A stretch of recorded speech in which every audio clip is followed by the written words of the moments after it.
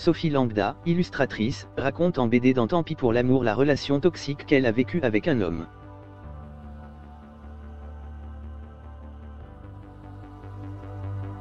Les débuts fabuleux ont vite laissé place à une descente aux enfers.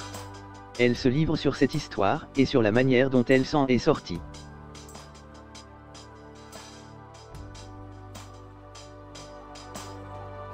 Pour 8 mois de relation, Sophie Lambda a mis 2 ans à s'en remettre.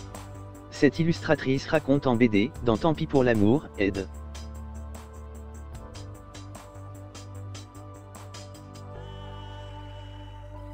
Delcourt, son histoire amoureuse avec un manipulateur, ce terme regroupant, pour elle, les pervers narcissiques, sociopathes et autres vampires psychiques.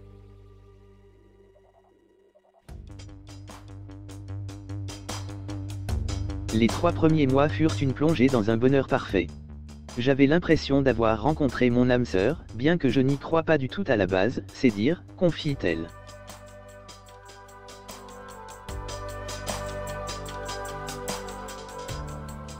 Et puis comme ce n'était finalement pas un prince charmant mais bien un vilain crapaud, pire encore, lentement, il y a des choses qui se sont mises en place, telles que des incohérences dans le discours, des mensonges, ou encore, des excuses.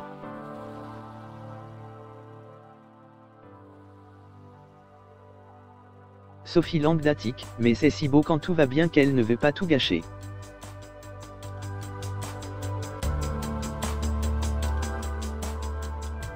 Mais avec le temps, les moments troubles s'accentuent, et après, c'est la descente aux enfers.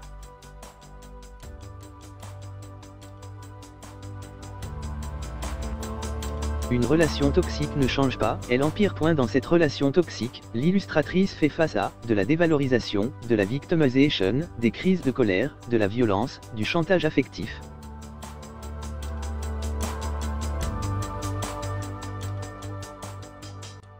Son quotidien aux côtés de cet homme est fluctué de chaud et de froid, d'intenses preuves d'amour, appelées également love bombing, et de reproches.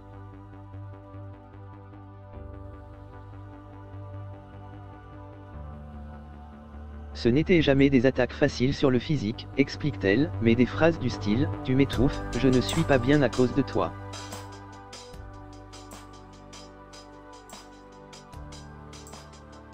À force, elle y croit, et se remet en question à chaque fois qu'il s'emporte.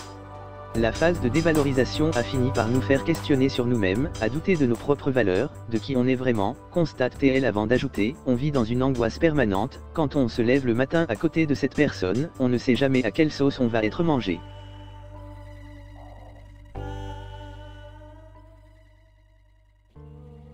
À tel point qu'elle n'a même plus assez d'énergie pour penser à l'avenir, au long terme.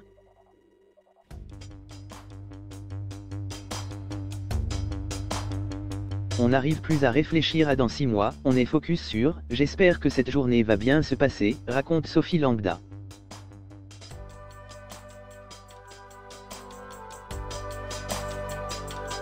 Malgré tout cela, elle suit les plans et quitte Montpellier pour le rejoindre à Paris.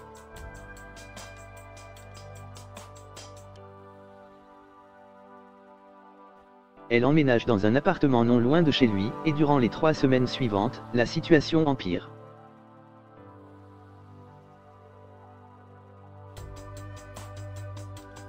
C'est le déclic, Sophie Lambda ne peut plus être avec lui. Elle se rappelle, je n'en pouvais plus de supporter ça, et même si je l'aimais encore à la folie, il fallait que je le quitte, c'était de la survie mentale.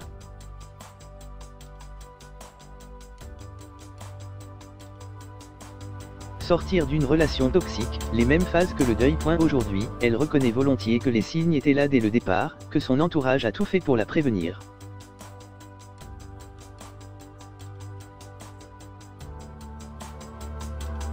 Mais qu'elle n'a rien écouté, préférant aller au bout de son histoire. Se rendre compte de tout cela a pris des mois et des mois.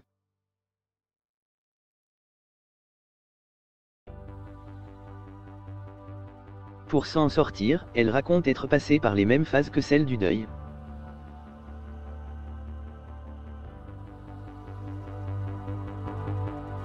Au début, on est dans le flou, on ne comprend pas, pourquoi je suis dans cet état-là, pourquoi il a menti, on essaie de tout détricoter et de tout comprendre parce qu'on en a besoin, explique-t-elle.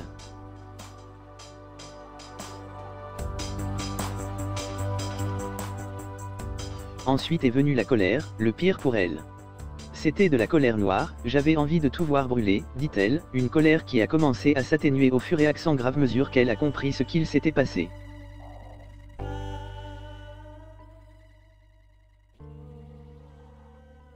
Sophie Lambda n'est pas passée par le stade du pardon, mais est heureuse de pouvoir dire qu'elle a atteint le stade ultime, celui de l'indifférence.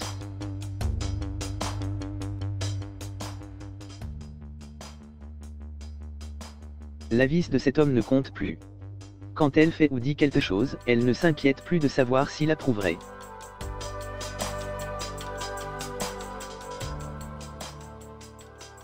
Elle n'est plus sous son emprise, elle est heureuse.